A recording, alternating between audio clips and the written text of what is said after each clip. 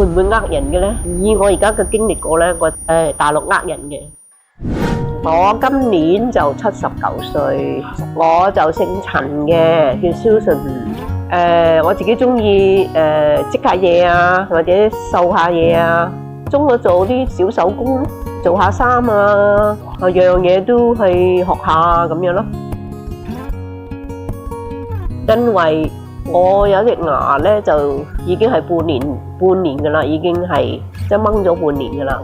咁但係一路都冇去諗住拖下咁樣咯。咁直至我有一日咧就上網就睇到相啊，睇啲醫生嗰啲資料咧都 OK 嘅。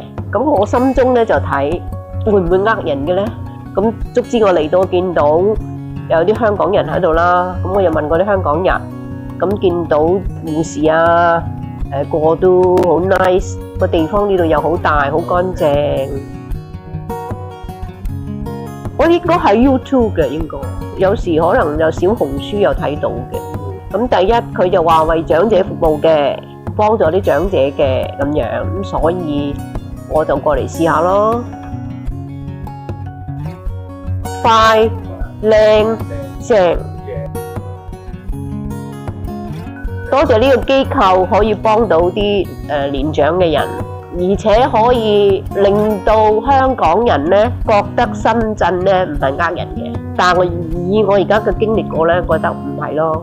我可以翻去話俾我啲朋友聽，唔係咁嘅事咯。我話你要去經歷過你先知，就係你聽人講係冇用。